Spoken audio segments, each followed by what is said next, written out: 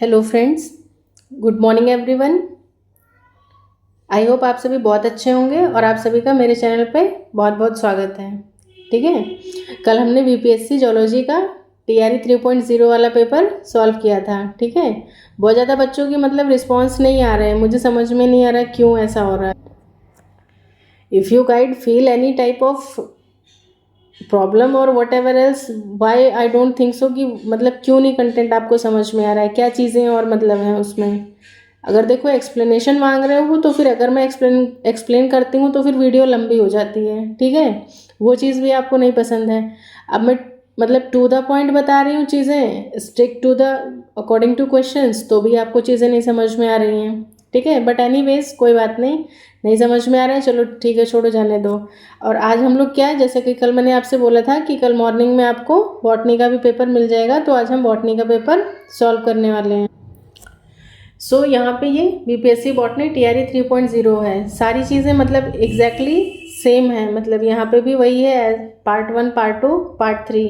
Part 1 part 2 एकदम पूरा पूरा सेम है। पार्ट 3 जो है हमारा वो बस वो यही यहाँ पे क्या है, थोड़ा सा हमें डिफरेंट, यानी कि हमें बॉटनी का सेक्शन देखने को मिल रहा है। ठीक है, so without wasting any more time कि हाँ मतलब मैं फिर से आपको वही सारी चीज़ें रिकॉल करवाऊँ, डोंट थिंक सो, सब सेम है। आप जिन बच्चों को जनरल पेपर चाहिए, बॉटनी वाले स्टूडेंट्स, वो इसी वीडियो के जस्ट नीचे वाला जो जोलॉजी वाला पेपर है ना, वहाँ पे मैंने सारी चीज़ें बताई हैं। आप एक बार जाके वहाँ पे जनरल पेपर देख लीजिएगा। बाकी इस पेपर में हम सीधे डायरेक्ट अपने सिलेबस से स्टार्ट करते हैं, मतलब जो भी हमारा सब्जेक्ट है उसको हम लोग स्टार्ट करते हैं।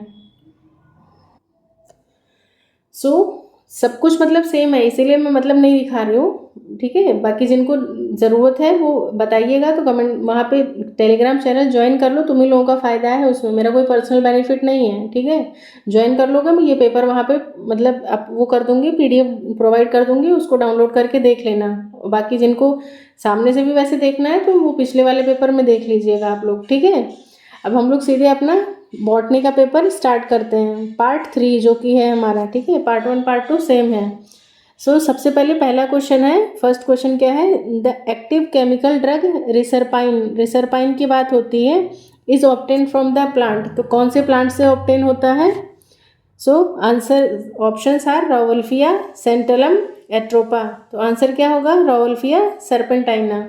ठीक है, और उस वो भी उसके भी किस पार्ट से निकलता है, रूट से। इकोनॉमिक बॉटनी का एक लेक्चर मैंने अपलोड किया था, उसको जा करके थोड़ा सा देख लेना एक बार, आप ही लोगों का भला होगा। नेक्स्ट क्वेश्चन है question number 72, which of the following group exhibits high number of species. ठीक है, तो यहाँ पे आंसर क्या निकल के आता है, एल्गी, ब्रायो, फंजाई, तो ये आंसर क्या होगा हमारा, फंजाई होगा। एक चीज़ और यहाँ पे कहना चाहूँगी कि मतलब कुछ बच्चों को मैंने एक बार बताया था कि हाँ पेपर जो है वो क्या क्या है, मतलब तो एकदम ये नहीं है कि तुम सिंह पांडे जैन लेके बैठ जाओ और उसी से मतलब पेपर आ रहा है, या फिर तुम जिम्नोस्पर्म की कोई स्पेसिफिक बुक ले लो, ये ले लो, वो लो, कुछ नहीं। सबसे पहले जो भी किसी भी एग्जाम की जो प्रियोरिटी होती है ना, वो एनसीईआरटी। ऐसा नहीं है कि अगर आप एमबीबीएस का एंट्रेंस देने जा रहे हो, नीट ही दे रहे हो तो ही आपके काम आएगी, या बीडीएस का एंट्रेंस देना तो ही काम आएगी।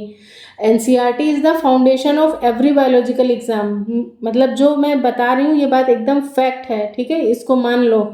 कुछ बच्चे बोलते हैं मतलब एनसीईआरटी छोड़ के बाकी सारी दुनिया का कंटेंट तैयार कर लेंगे, उसके बाद जब एग्ज़ाम में जाते हो तो ऐसा नहीं है कि एनसीईआरटी में जो चीज़ें लिखी गई हैं वो चीज़ें काम की नहीं हैं भैया, उसकी एक एक लाइन इंपॉर्टेंट है। ठीक है, एक वर्ड ज़रा सा इधर से उधर करता है और वहीं पे सारी दुनिया हिल जाती है। तो जिन बच्चों को लग रहा है कि अरे नहीं एनसीईआरटी डजेंट मैटर, कुछ नहीं है कुछ नहीं है, पहले एनसीईआरटी पे कमांड कर लो।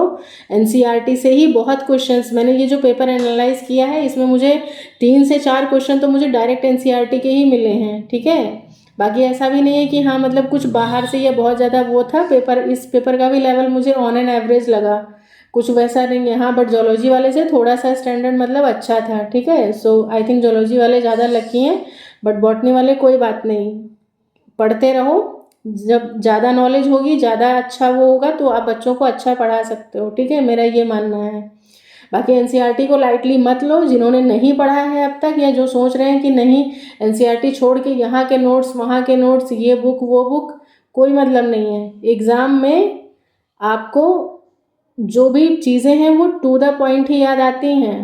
बहुत ज़्यादा पढ़ भी लोगे ना तो बस वो आपके दिमाग तक ही रह जाएगा, वहाँ एग्ज़ाम टाइम में कुछ नहीं होता है, सब वहाँ पे सब मगअप हो जाता है। नेक्स्ट क्वेश्चन है question number 73। What is the common in the following techniques. अब यहाँ पे कुछ टेक्निक्स दी गई हैं और इसमें कॉमन बताना है। In vitro fertilization, tissue culture propagation, cryopreservation, ये तीनों चीज़ें जो हैं, इन तीनों चीज़ों के बारे में पूछा गया है। All are in situ conservation, क्या ये इन सीटू कंजर्वेशन मेथड में आते हैं? नहीं। सबसे पहले तो आपको इन सीटू एक्स सीटू पता होना चाहिए, ठीक है। All are method of conservation of extinct organism, नहीं, ऐसा भी नहीं है। All are ex situ conservation methods, ये सब किसके उसमें आते हैं? एक्स सीटू कंजर्वेशन के मेथड्स में आते हैं। तो हमारा आंसर क्या है? 73 का सी। नेक्स्ट क्वेश्चन है 74, क्वेश्चन नंबर 74 कह रहा है the historic convention on biological diversity held in, कहाँ पे हुआ था? Rio de Janeiro. ये कहाँ पे है? ब्राज़ील में है। और ये कब हुआ था? 1992 में। इसको किस नाम से जानते हैं हिस्टोरिक कन्वेंशन को? अर्थ समिट के नाम से जानते हैं। कमेंट सेक्शन में आप मुझे बताइएगा कि अर्थ समिट और एक वर्ल्ड समिट हुआ था, दोनों कहाँ कहाँ पे हुए थे, उनकी डेट्स प्रॉपरली, और वो किस किस जगह पे हुए थे, ठीक है। ये आपका होमवर्क है। नेक्स्ट क्वेश्चन है question number 75। Which one of the following forest is known as lungs of the planet, ठीक है। हमारी बॉडी के लंग्स क्या करते हैं? हमें ब्रीदिंग रेस्पिरेशन में हेल्प करते हैं। उसी तरीके से अगर प्लैनेट की बात की जाए तो प्लैनेट का लंग्स क्या है? कौन सा फॉरेस्ट कहलाता है? Tundra, Amazon rain forest, taiga forest. तो हमारा आंसर क्या निकल के आता है? अमेजन रेन फॉरेस्ट, क्योंकि यहीं पे क्या है? मैक्सिमम नंबर ऑफ प्लांट्स हैं जो कि क्या कर रहे हैं, वहाँ से हमें ऑक्सीजन मिल पा रही है। नेक्स्ट है क्वेश्चन नंबर 76।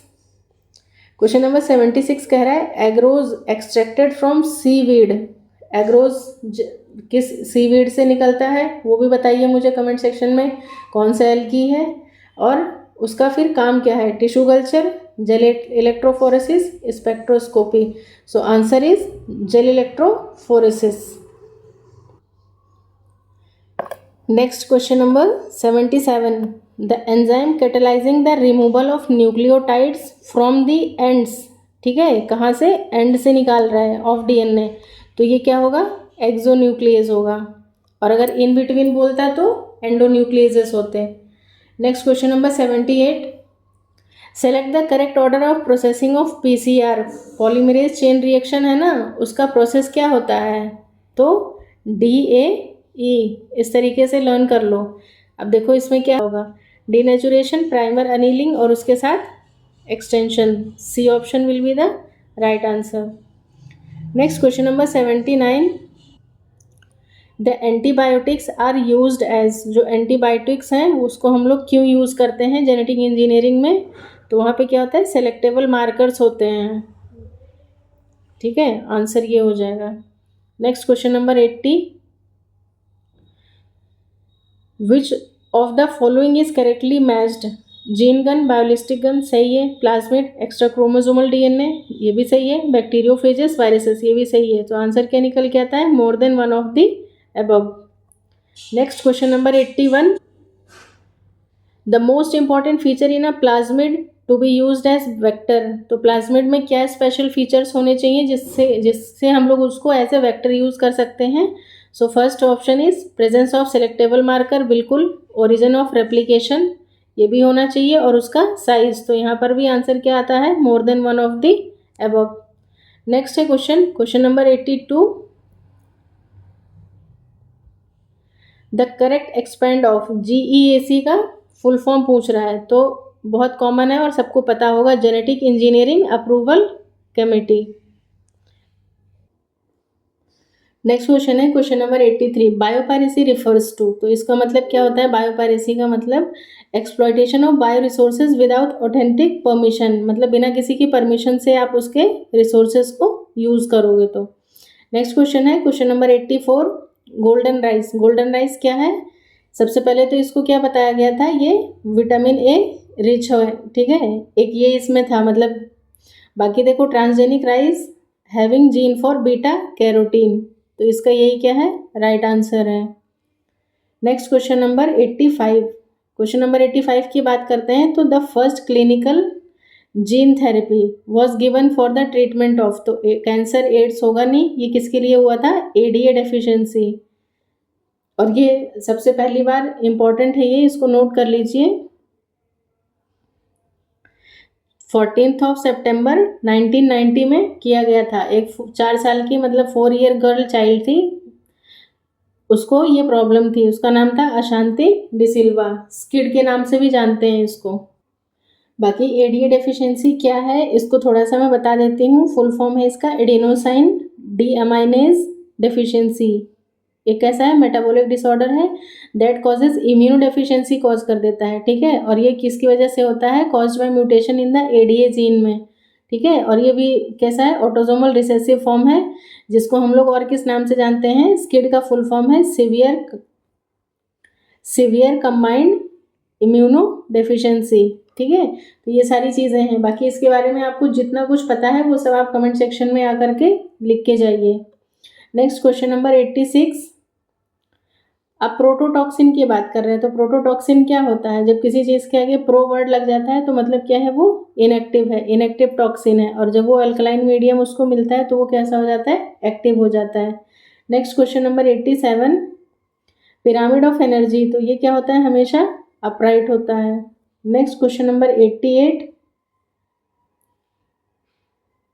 इसमें पूछा हुआ है fungi and bacteria are decomposers, ठीक है। डिकम्पोजर्स हैं तो वो कैसे हैं, ऑटोट्रॉफ हैं, नहीं, हेट्रोट्रॉफ होते हैं, साथ में केमो ऑटोट्रॉफ्स नहीं, और साथ में क्या है, saprotrophs. So our answer is 2 and 4। Next question number 89। What percentage of photosynthetically active radiation, यानी कि किसकी बात की जा रही है, पार की, is captured by plants in the incident solar radiation. सबको पता है 2 to 10% हो जाएगा इसका। नेक्स्ट है question number 90। Which of the following is a functional unit of an ecosystem. Ecosystem की फंक्शनल यूनिट क्या क्या है, तो डिकम्पोजिशन भी है, न्यूट्रिएंट साइक्लिंग भी है, प्रोडक्टिविटी भी है। So our answer is more than one of the above. Next है क्वेश्चन नंबर 91। यहाँ पे देखो क्या पूछ रहा है, degradation of detritus into simpler organic substances by the bacterial और फंगल एंजाइम्स की जब बात की जा रही है तो यहाँ पे आंसर क्या निकल के आएगा, कैटाबोलिज्म, ठीक है। आंसर क्या है, ये कैटाबोलिज्म। ये क्वेश्चन भी मतलब डायरेक्ट एनसीईआरटी का ही मतलब दिया हुआ है, पेज नंबर 243 पे है आई थिंक, इकोलॉजी वाले में जाके उसको देखिएगा, वहाँ पे आपको मिल जाएगा इकोसिस्टम वाले चैप्टर में। बाकी एक जो ये ऊपर क्वेश्चन मिला था ना, ये question as it is NCERT में, ये वाला 89 वाला जो क्वेश्चन है ये एज इट इज़ एनसीईआरटी में पूछा हुआ है। पेज नंबर 257 पे जाके देखोगे तो क्वेश्चन नंबर 5 जो है वो यही क्वेश्चन है, ठीक है। बस वहाँ पे ऑप्शंस को थोड़ा सा चेंज कर दिया गया है। So don't underestimate the power of NCERT, okay. So move on to the next question. Question number 92 क्या कह रहा है कि the rate of biomass production, rate of biomass production को हम लोग क्या बोलते हैं, प्रोडक्टिविटी बोलते हैं। आंसर क्या हो जाएगा, ए। नेक्स्ट क्वेश्चन है 93। During microsporogenesis meiosis occurs in किस में होती है, पोलन ग्रेन्स में, माइक्रोस्पोर टेट्राड में, नहीं। आंसर क्या है हमारा, माइक्रोस्पोर मदर सेल में मियोसिस होती है। Next question number 94। The structure of bilobed anther, bilobed anther की बात कर रहे हैं, मतलब कि 2 लोब, एक लोब ये हो गया, एक लोब ये हो गया। और ये चीज़ भी मैंने अगर अच्छे से याद है, भी मेरे पिछले लेक्चर्स अगर आपने देखे हैं तो जब मॉर्फोलॉजी मैंने पढ़ाया था उसमें जो पॉइंटर सीरीज जब मैं डिस्कस कर रही थी, देखना तो रहता नहीं है तो कहाँ से ही पता चलेगा। और जिन्होंने देखा होगा ना उनको पता होगा कि मैंने समझाया था बहुत अच्छे तरीके से कि ये क्वेश्चन जो है ये पूछा जाता है। तो यहाँ पे देखो बाइलोब्ड एंथर का मतलब ये होता है, एक लोब ये हो गया, दूसरा ये हो गया, और एक लोब में 2 स्पोरेंजिया, तो 2 लोब में कितने हो गए, 4 स्पोरेंजिया। देख रहे हो, सीधे सीधे क्वेश्चन पूछ रहा है। जो मैं बोलती हूँ ना बच्चे, वो ऑथेंटिक होता है, विदाउट ऑथेंटिसिटी में कोई बात करती नहीं, और ना ही मुझे ये सब चीज़ें पसंद हैं कि मतलब बस ऐसा थंबनेल डाल दिया, ये कर दिया, वो कर दिया, आप आ जाओ देख लो, ये है आपका सिलेक्शन पक्का है। I don't need such type of things, because मैं फेक प्रोमिसेस पे बिलीव नहीं करती हूँ और ना ही मुझे ऐसे लोग पसंद हैं, ठीक है। जो बोलती हूँ ऑथेंटिक होता है, जितना पता होता है उतना ही बताती हूँ, ठीक है। ये चीज़ है। तो यहाँ पे बाइलोब्ड एंथर की बात की जाए तो टूथ ई का 2 माइक्रोस्पोरेंजिया नहीं, टूथ ई का 4 microsporangia. So our answer is option number B.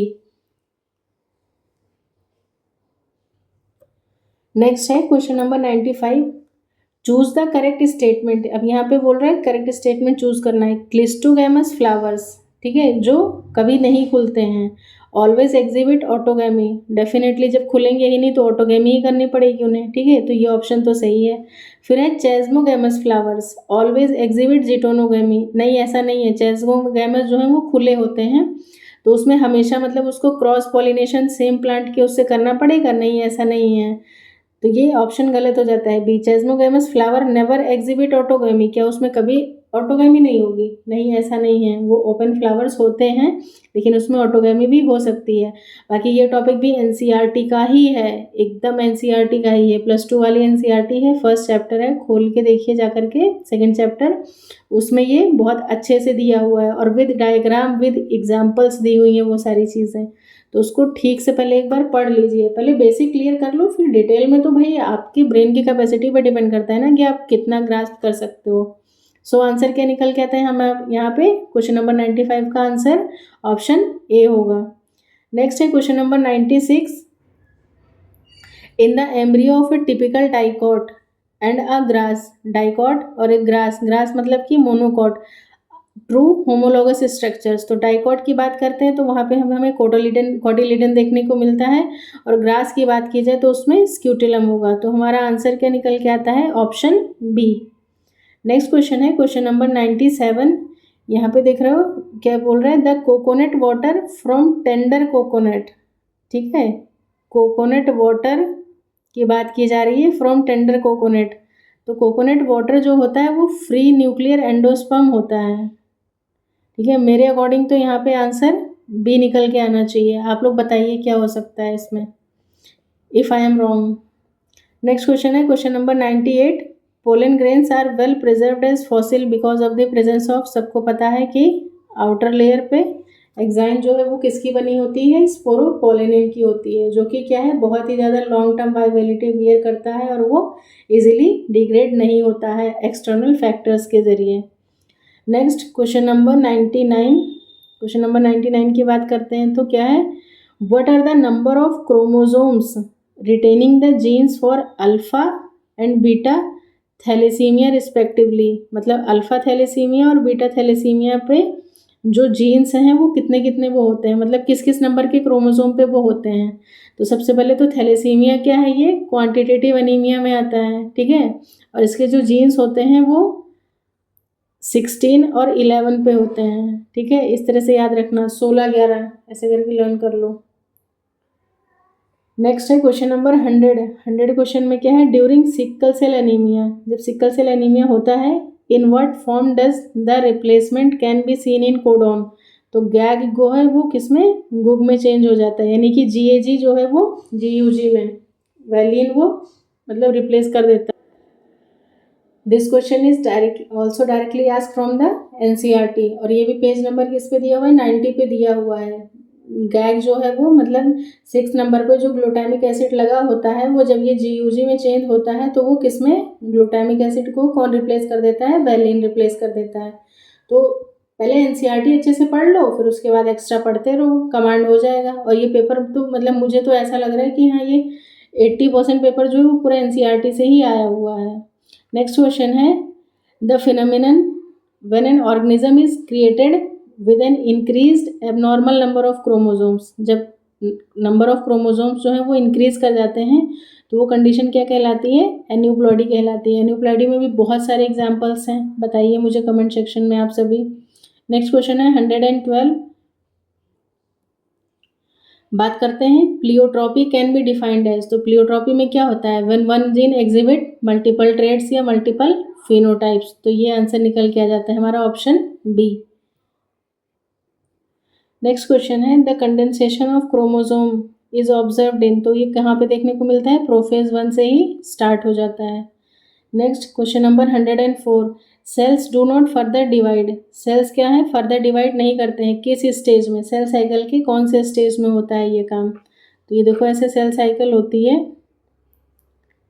This is G1, S, G2 and this is called as M phase. इसमें मतलब कि डिवीज़न वाला फेज आ जाता है।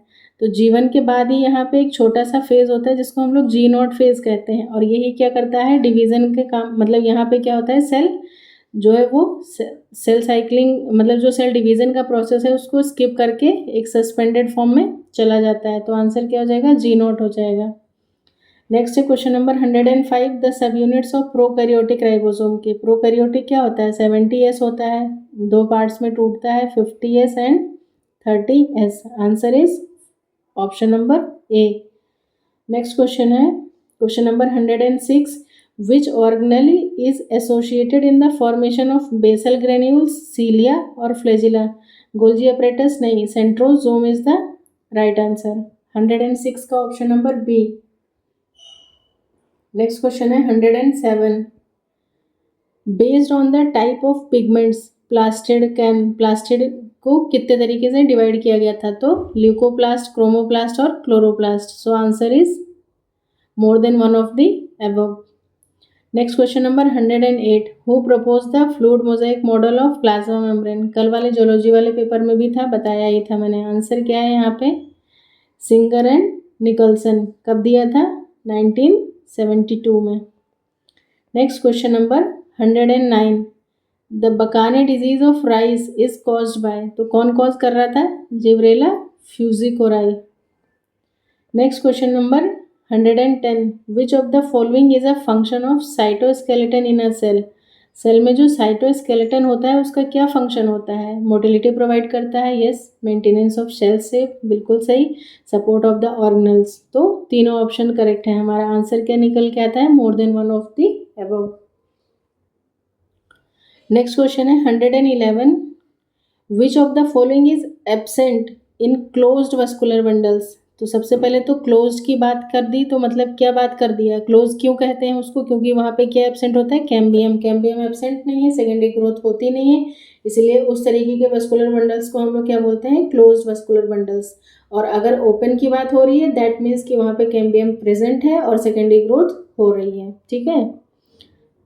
Next question number 112, cortex is the region found between. किस किस के बीच में कॉर्टेक्स पाया जाता है, तो सबसे पहले एपिडर्मिस होती है, ठीक है, एपिडर्मल सेल्स होते हैं। फिर उसके नीचे क्या होता है, हाइपोडर्मिस होती है, ठीक है। हाइपोडर्मिस के बाद में फिर यहाँ पे कॉर्टेक्स के सेल्स देखने को मिलते हैं। फिर उसके बाद में क्या आ जाता है, हमारा एपिडर्मिस, मतलब सॉरी एंडोडर्मिस आ जाता है, और एंडोडर्मिस के बाद में फिर पेरिसाइकल, और फिर अंदर vascular bundle and all things.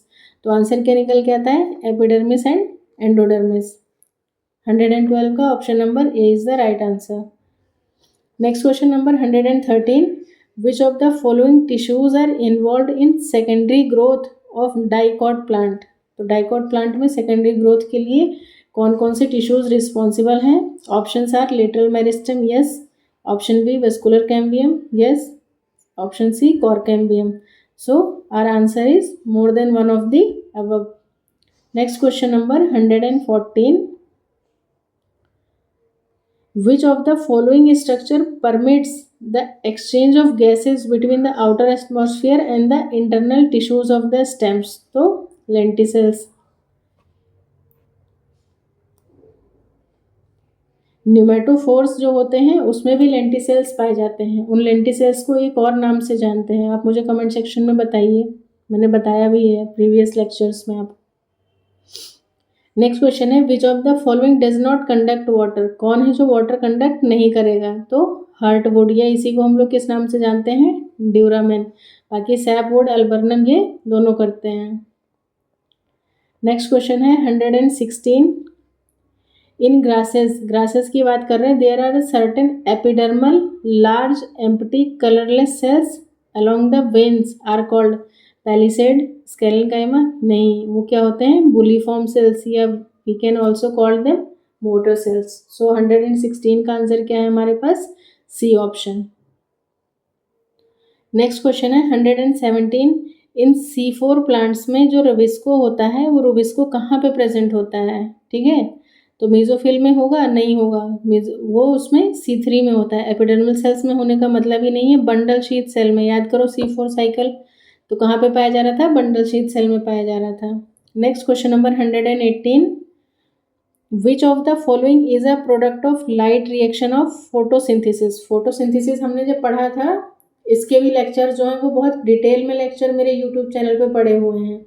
आप उस पर जा कर के सर्च करके देखोगे तो मैंने बहुत सही तरीके से और बहुत डिटेल में केमी ऑस्मोटिक मैकेनिज्म वगैरह हो गया, ये सारी चीज़ें मतलब मैंने बहुत डिटेल में पढ़ाई है। ठीक है, आप एक बार जाके देखो तो ज़रूर उसको। तो वहाँ पे हमारे पास क्या क्या निकल के आ रहा था, हमारा प्रोडक्ट जो था वो NADPH भी था, ऑक्सीजन था और ATP। तो हमारा आंसर क्या निकल के आता है, more than one of the above.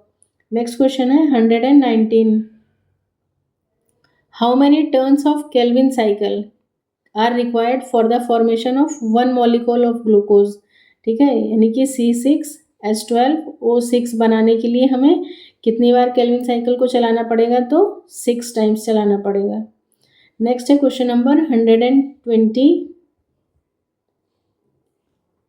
120, before it's entry into Krebs cycle. Krebs cycle में एंट्री होने से पहले जो पायरुविक एसिड है वो किस में कन्वर्ट हो जाता है, तो सबको अच्छे से पता है क्या है answer, acetyl coenzyme. Next question है 121, डीकार्बोक्सिलेशन अकर्स इन। डीकार्बोक्सिलेशन जो है वो कहाँ कहाँ पे होता है, तो फर्मेंटेशन में भी देखने को मिलता है और TCA साइकिल में भी देखने को मिलता है। तो आंसर क्या निकल के आता है, more than one of the above.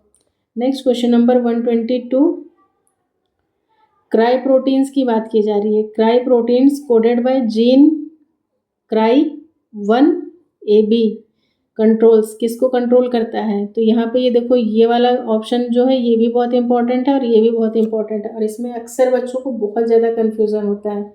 तो मैं इसको एक बार लिख के यहाँ पे बता देती हूँ। बाकी इसका जो आंसर है CRY1AB का, वो आ जाता है हमारा कॉर्न बोरर। ठीक है, option number C is the right answer. बाकी कॉटन बुलवर्म जो है वो इसका भी यहाँ पे लिख देती हूँ।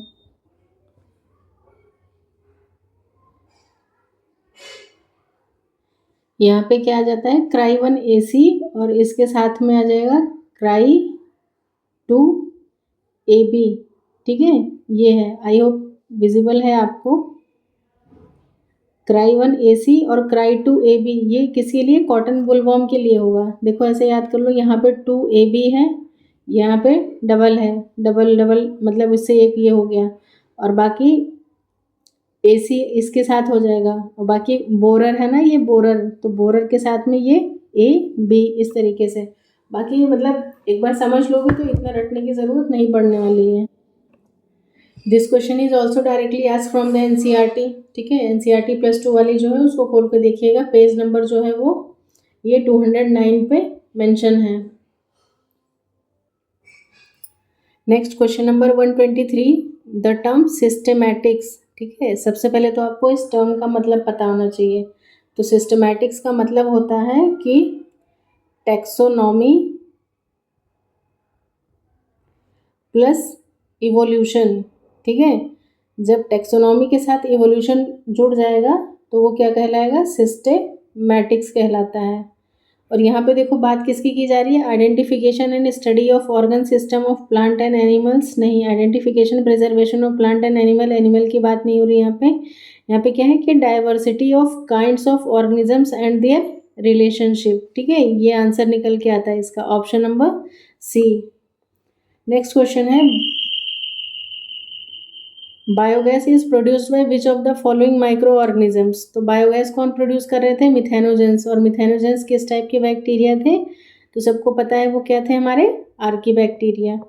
नेक्स्ट क्वेश्चन है question number 125, which of the following bacteria can fix atmospheric nitrogen. कौन सा बैक्टीरिया है जो एटमॉस्फेरिक नाइट्रोजन को फिक्स कर सकता है, तो आंसर क्या है, एनाबीना, नोस्टॉक और ऑसिलेटोरिया। तो हमारा आंसर क्या निकल के आता है, more than one of the above. Next question number 126, contagium vivum fluidum, ये टर्म किसने दिया था। ठीक है, और इसका क्या मतलब है, ये वायरस वाला चैप्टर मैंने बहुत अच्छे से पढ़ाया हुआ है अपने चैनल पे।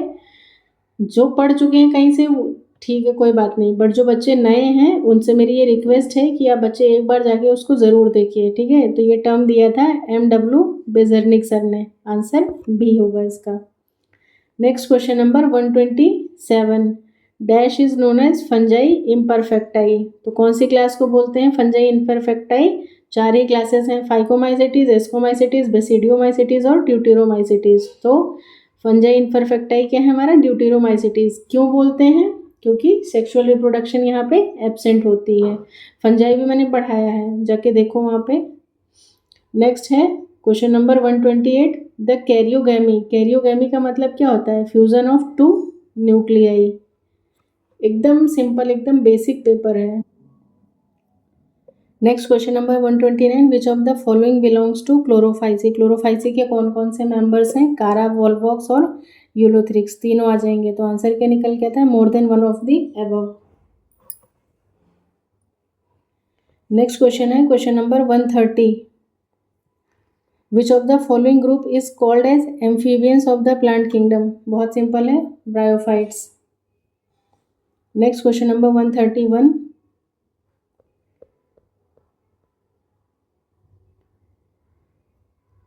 विच of the following feature is are true about the sphagnum. तो स्फेगनम क्या है? आर्चिगोनिया फ्लास्क शेप्ड होता है, ठीक है। Antheridium produce by flagellate antherozoids, ये भी सही है। Produce multicellular body called a sporophyte. तो आंसर क्या निकल के आएगा? More than one of the above. Next question number 132, which of the following is not an example of a moss. Moss का एग्जाम्पल नहीं है। तो ब्रायोफाइट्स जो है वो बेसिकली थ्री उसमें डिवाइड किए गए थे, थ्री क्लासेस में, ठीक है। हिपैटिकॉप्सिडा यानी कि जिनको हम लोग लिवरवर्ड्स कहते हैं, एंथोसीरोटॉप्सिडा जो कि हॉर्नवर्ड्स कहलाते हैं, और लास्ट वाले क्या थे? ब्रायोप्सिडा, जिनमें मॉसेज आ जाते हैं। तो यहाँ पे पूछ रहा है कि कौन सा है जो मॉस का एग्जाम्पल नहीं है। तो पॉलीट्राइकम मॉस है, फ्यूनेरिया भी है, लेकिन मार्केंशिया का मॉस का एग्जाम्पल है नहीं। ये किसका एग्जाम्पल है? हिपैटिकॉप्सिडा यानी कि लिवरवर्ड्स का एग्जाम्पल है। तो हमारा आंसर क्या निकल के आता है? Option C.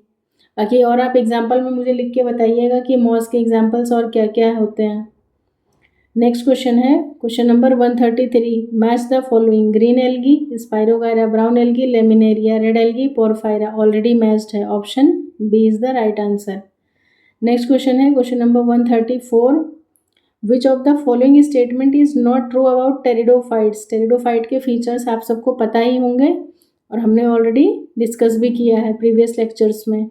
What is required for the transfer of water is required for the transfer of एंथीरोजाइड्स। बिल्कुल, अनडिफरेंशिएटेड वस्कुलर टिश्यूज। तो वस्कुलर टिश्यूज जो है वो यहाँ पे डिफरेंशिएशन हो जाता है, यही चीज़ क्या है? गलत है। Female gametophyte retain on parent, ये तो आंसर पूछ के रहा था, नॉट ट्रू की बात कर रहा था। तो ऑप्शन बी जो है ये, यही हमारा आंसर है, ठीक है। नॉट ट्रू में ये आंसर निकल के आता है। नेक्स्ट क्वेश्चन 135, 135 कह रहे हैं which of the following is an incorrect match. Psilopsida, Pteris, Pteropsida, Adiantum, Lycopsida, Selaginella. तो इसमें गलत क्या है? ये साइलोप्सिडा। चलते हैं नेक्स्ट क्वेश्चन की तरफ। Question number 136, choose the correct match. Pinus में माइकोराइजल एसोसिएशन होता है, बताया था मैंने। साइकस में कोरोलाइड रूट्स आ जाएंगी, फिर साइकस में पिन्नेट लीव्स आ जाते हैं। तो ये तीनों करेक्ट हैं। आंसर क्या निकल के आता है? More than one of the above. Next question number 137, the giant redwood tree sequoia. Sequoia की मैंने दो स्पीशीज बताई थी, ठीक है। जिम्नोस्पर्म वाला लेक्चर जो नहीं देखे हैं वो लोग जाके एक बार देख लीजिए, आपके लिए ही अच्छा रहेगा। तो ये क्या है? किसका वो है? जिम्नोस्पर्म का मेंबर है। Next question number 138, which of the following possesses male cones and मेगास्पोरोफिल्स।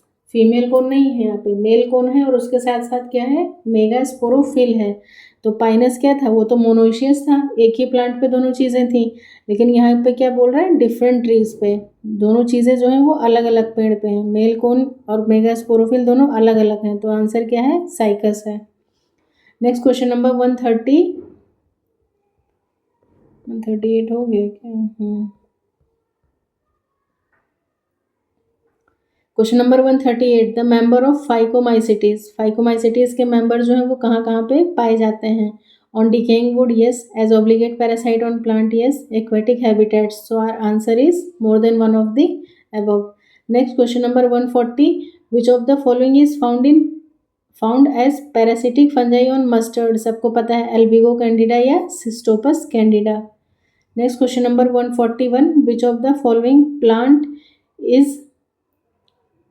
plant disease is caused due to Puccinia? तो पक्सीनिया क्या कॉज करता है? वीट रस्ट कॉज करता है, सबको पता है, लेकिन साथ में लिंसेट मतलब अलसी में भी ये रस्ट कॉज करता है। तो यहाँ पे आंसर निकल के आता है more than one of the above. Next question है 142। विच of the following plant is with हेलुसिनोजेनिक property? तो यहाँ पे कौन आ जाता है? एट्रोपा, बेलाडोना भी होता है और धतूरा भी होता है। तो यहाँ पे भी आंसर मेरे according more than one of the above होना चाहिए। और ये क्वेश्चन भी क्या है? डायरेक्टली एनसीईआरटी से ही पूछा गया है, ठीक है। +2 वाली एनसीईआरटी खोल के देखना, उसमें डायरेक्ट ये सारी चीज़ें मतलब दी हैं। मतलब जो भी मुझे समझ में आया अब तक पेपर, वो स्टिक टू एनसीईआरटी ही था पूरा। नेक्स्ट क्वेश्चन है 143। विच of the following drug is obtain from Poppy plant? Poppy plant से कौन सा ड्रग ऑब्टेन करते हैं? हशीश नहीं होगा, कोकेन नहीं होगा, आंसर क्या है हमारा? मॉर्फिन है। ये क्वेश्चन भी उसी चैप्टर से है। नेक्स्ट है 144। इन अ फ्लोरल फार्मूला कैलिक्स को किससे रिप्रेजेंट करते हैं? के से, कोरोला को सी से, एंड्रोशियम ए से और गाइनोशियम को जी से। तो यहाँ पे आंसर क्या है? ए निकल के आता है। 145। The actinomorphic and zygomorphic nature of flower is represented in? तो कहाँ पे? जब हम फ्लोरल फार्मूला बनाते हैं, मतलब फ्लोरल फार्मूला लिखते हैं, तो वहाँ पे भी और फ्लोरल डायग्राम में भी, दोनों चीज़ों में हम ये चीज़ रिप्रेजेंट कर सकते हैं। तो मेरे अकॉर्डिंग यहाँ पे answer more than one of the above होना चाहिए। क्योंकि देखो, जैसे मान लो तुम फ्लोरल फार्मूला लिख रहे हो किसी का भी, तो मतलब इस तरीके से लिखा, या जब लिखते हैं तो हम इस तरीके से चीज़ों के साथ में इसको कंटिन्यू करते हैं, और जब डायग्राम बनाते हैं तो ये जो मदर एक्सिस रिप्रेजेंट करते हैं, यहीं पे एक्टिनोमॉर्फिक या जाइगोमॉर्फिक बता देते हैं। तो ये दोनों चीज़ों में देखने को मिल रहा है। बाकी जब मैं पढ़ाऊँगी फैमिलीज़ वगैरह तो समझा दूँगी आपको। Next question number 146। The important character of flower in Solanaceae family? Solanaceae family बहुत ही इंपॉर्टेंट है और एनसीईआरटी की ही फैमिली है। So the ovary is trilocular with many ovules? नहीं, the ovary is unilocular with many ovules, ये सही है। फिर क्या है? द ओवरी इज ओब्लिगेटरी नहीं होगा, ये होगा ऑब्लिकली प्लेस्ड, ठीक है, obliquely placed, and placenta is Solan. तो आंसर क्या निकल के आता है यहाँ पे हमारा? मोर than one of the above. Next question है 147। कॉल्चिसिन, कॉल्ची का मोटम नील बताया था ना, obtain from plant belonging to the family. तो किसका था ये? लिलिएसी का मेंबर था। Next question number 148। The tepals are found in the flowers of the family? तो ये लिलिएसी का ही मेंबर है। ये भी एनसीईआरटी की, यही 3 फैमिली दे ही रखी है एनसीईआरटी में, वही घुमा घुमा के पूछ लिया इधर उधर से। Which of the following PGR break seed dormancy? कौन सा पीजीआर है जो सीड डॉर्मेंसी को ब्रेक करता है? तो वो क्या होता है? जिब्रेलिक होता है, जिब्रेलिन। तो यहाँ पे आंसर में जिब्रेलिन नहीं मेंशन है, इसीलिए आंसर क्या निकल गया था? None of the above. Ethylene की बात करते हैं तो इथिलीन जो है वो बड डॉर्मेंसी को प्रमोट करता है, ब्रेक करता है मतलब। नेक्स्ट है 150 and this is the last question of this paper. The Indian botanical garden की बात की जा रही है। तो इंडियन बोटेनिकल गार्डन हमें कहाँ देखने को मिलता है? कोलकाता में। और कोलकाता में भी कहाँ पे है? तो ये शिवपुर हावड़ा, ठीक है। जो बच्चे कभी कोलकाता विजिट किए होंगे तो उन्होंने देखा होगा। और बाकी इसको, अगर इसका पूरे नाम की बात की जाए तो आचार्य Jagdish Chandra Bose Indian botanical garden, ठीक है। कहाँ पे? शिवपुर हावड़ा, कोलकाता में लोकेटेड है। इसको और भी किस नाम से जानते हैं? कलकत्ता बोटेनिकल गार्डन के नाम से भी ये जाना जाता है। तो बच्चे ये हो गया यहाँ तक का, मतलब ये हमारा जो भी पेपर था, मतलब बीपीएससी टीआरई 3.0, ये मैंने आपको यहाँ पे सॉल्व करवा दिया है। बाकी यहाँ पे आपको जो भी डाउट है, किसी भी तरीके का जो भी डाउट है आपको, वो आप मुझे कमेंट सेक्शन में पूछिए। कुछ नहीं समझ में आता है तो पूछो, कोई डाउट है, कोई प्रॉब्लम लग रही है तो पूछो, ठीक है। बाकी आई थिंक यहाँ तक ये सफिशेंट है। और अब हम इसके बाद में, अगर आपको नीड होगी तो बताइएगा, फिर हम एनसीईआरटी भी कंटिन्यू कर सकते हैं, ऐसा नहीं है। बाकी अब तक के लिए लास्ट में यही कहना चाहूँगी कि चैनल को देखिए मैक्सिमम टू मैक्सिमम और अपने और भी फ्रेंड्स के साथ इसको शेयर कीजिए, ठीक है। आप सभी के सपोर्ट की बहुत ज़्यादा मुझे नीड है। So thanks for watching everyone.